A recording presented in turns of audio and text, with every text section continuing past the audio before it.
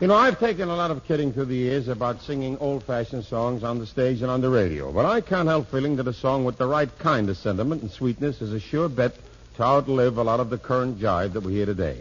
I'd like to sing a chorus or two for you of a song that I sang many years ago called My Mother's Eyes.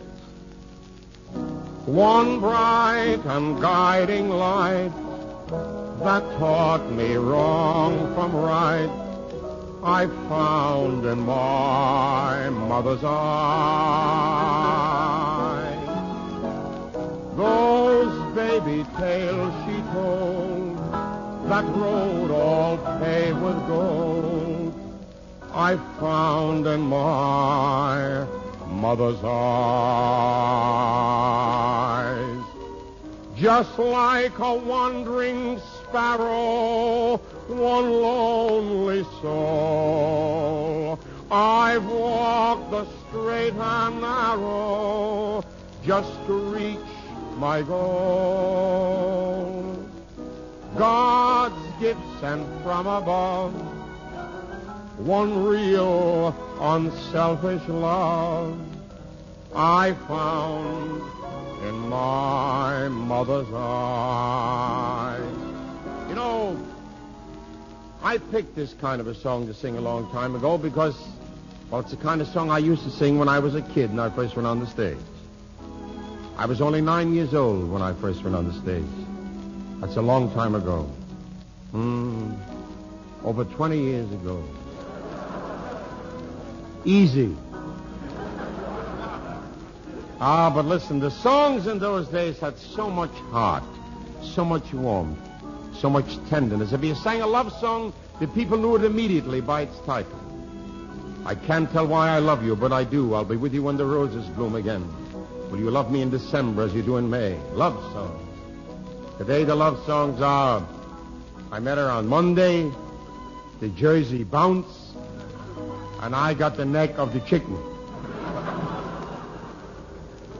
Beat me, Daddy, with the Hudson tube.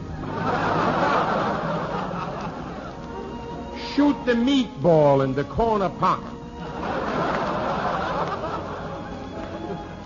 We live in an age now that is so lacking in romance. I saw an ad in the newspaper the other day. Man with canned goods wants to meet woman with gasoline. God's gift from above,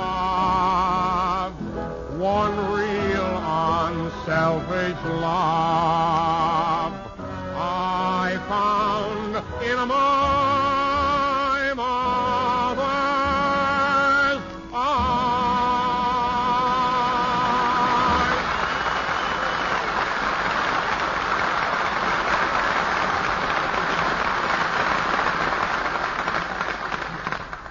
Fella, this is still Georgie Jessel, and right now what I'm going to say is not a gag, although I'd like to ram it down the throats of the Nazis and the Japanese. But I want to tell you about some fighting men who never saw a tank or a gun.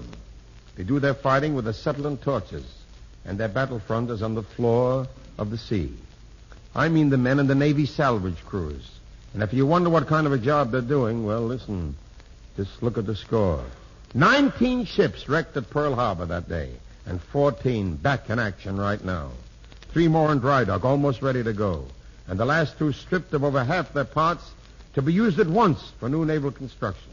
And in new naval construction. Well, that's a pretty good score, isn't it? 19 hits and 19 errors, but Japanese errors. Because they didn't figure on these boys of ours, the divers, the burners, the pumpers, the metal men who raised those battered hulls and sent them back to sea, rebuilt and improved, and even better fighting ships than they were when the Japanese came sneaking out of the sun. That's the kind of job our boys have done. The kind of job they're doing every day in dozens of places around the world. Working above water and below. Working on jagged, treacherous metal, sometimes fathoms below the surface. In pitch darkness, where a single false step means death. Heart for heart and man for man, they match any fighting group in the world. Your buddies. The guys in the salvage crews. The men who carry the torch for victory.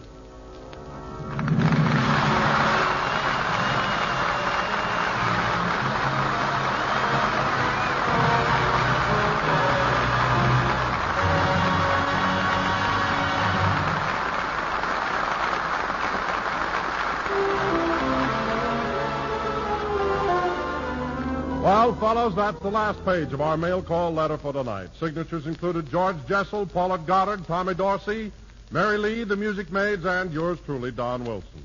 This program was arranged through the cooperation of the Hollywood Victory Committee. Another mail call will be coming your way the next time you hear... Mail Call is produced for you servicemen of the United Nations by the Special Service Division of the War Department of the United States of America.